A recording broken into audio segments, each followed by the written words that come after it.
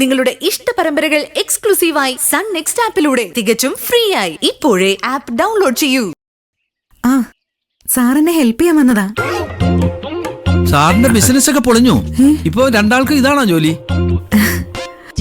ആ അതെ ചേട്ടാ, ബിസിനസ് തകർന്നു തരിപ്പണമായി. വലിയ കഷ്ടമാ. എന്റെ ദേവി, നിങ്ങൾക്ക് ഈ ഗതി വന്നല്ലോ. ഇവളുടെ അത് വലിയ ഭാഗ്യജാതകമാണെന്നും പറഞ്ഞ് എന്റെ തലയിൽ കെട്ടിവെച്ചതാ. ഇപ്പതാ ഈ അവസ്ഥയിലുമായി. ഈ അവസ്ഥക്ക് എന്താ കുഴപ്പം? രാവിലെ 2-3 മണിക്കൂർ കഴിഞ്ഞാ പിന്നെ റെസ്റ്റ് എടുക്കാലോ. എന്റെ രഘുചേട്ടാ, എനിക്ക് ഈ ജോലി ഉള്ളതുകൊണ്ട് കഞ്ഞി കുടിച്ച് ജീവിക്കുന്നു. ഇല്ലെങ്കിൽ ഈ മനുഷ്യനും കുടുംബവും പട്ടിണി കിടന്ന് മരിച്ചേനെ. പത്രവും പാലും ഒക്കെ വിതരണം ചെയ്യുന്ന ഒരു നല്ല തൊഴിലാ സാറേ. ഇപ്പൊ കോമ്പറ്റീഷൻ തീരെ കുറവാ. ചെറുപ്പക്കാർക്കാർക്ക് ഈ തൊഴിൽ ചെയ്യാൻ തീരെ താല്പര്യമില്ല. അത് മാത്രല്ല ചേട്ടാ, നല്ല വരുമാനോ. പകല് മുഴുവൻ വേറെ ജോലിക്കും പോവാലോ. എത്ര കഷ്ടപ്പെട്ടാലൊന്ന് ജീവിക്കാൻ പറ്റുക. മക്കള് വിഷമിക്കണ്ട.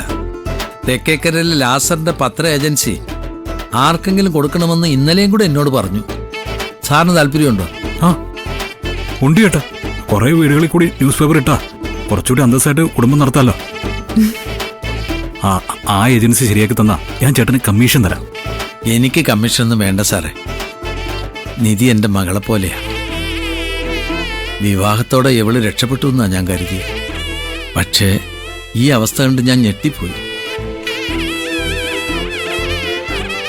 പറ്റുന്നത് പോലെ നിങ്ങളെ സഹായിക്കാൻ എനിക്ക് സന്തോഷമുണ്ട്. എന്നാ ശരി. രഘുവേട്ടനെ വെറുതെ പ്രാങ്ക് ചെയ്യണ്ടായിരുന്നു. ഇത്ര അടുപ്പുള്ള ആളാണെന്ന് ഞാൻ അറിഞ്ഞു. സാരല്ല, വീട്ടിൽ ചെന്നാലുടനെ അമ്മാവനോട് പറഞ്ഞ് രഘുവേട്ടന്റെ തെറ്റിദ്ധാരണ ഞാൻ മാറ്റിക്കോളാം.